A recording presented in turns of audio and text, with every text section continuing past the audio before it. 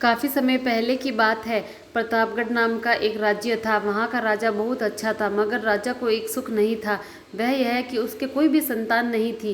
वह चाहता था कि अब वह राज्य के अंदर किसी योग्य बच्चे को गोद ले, ताकि वह उसका उत्तराधिकारी बन सके और आगे की बागडोर को सुचारू रूप से चला सके।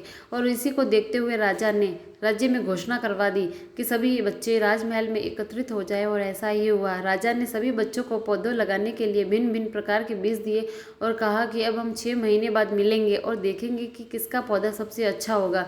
महीना बीत जाने के बाद भी एक बच्चा ऐसा था जिसके गमले में वह बीज अभी तक भी नहीं फूटा था, लेकिन वह रोज़ उसकी देखभाल करता और रोज़ पौधे को पानी देता था।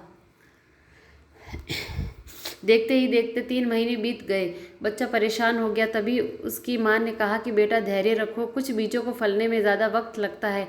और वह पौधों को सींचता रहा। 6 महीने हो गए। राजा के पास जाने का समय आ चुका था, लेकिन वह डरा हुआ था कि सभी बच्चों के गमलों में तो पौधे होंगे और उसका गमला खाली होगा। लेकिन वह बच्चा ईमानदार था और सारे बच्चे राजमहल में आ चुके थे। कुछ बच्चे जोश से भरे हुए थे, क्योंकि उनके अंदर राज्य का उत्तराधिकारी बनने की प्रबल लालसा थी। अब राजा ने आदेश दिया। सभी बच्चे अपने अपने गमले दिखाने लगे, मगर एक बच्चा सहमा हुआ था, क्योंकि उसका गमला खाली था। तभी राजा की नज़र उस गमले पर गई। उसने पूछा, तुम्हारा गमला तो खाली है। तो उसने कहा कि लेकिन मैंने इस गमले की 6 महीने तक देखभाल की है।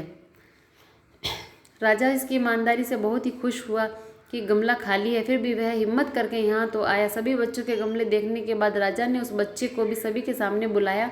बच्चा सहम गया और राजा ने वह गमला सभी को दिखाया। सभी बच्चे जोर से हंसने लगे। राजा ने कहा, शांत हो जाइए, इतने खुश मत होइए। आप सभी के पास जो पौधे हैं वो बंजर हैं। आप चाहे कितनी भी मेहनत कर ले, उनसे कुछ नहीं निकलेगा।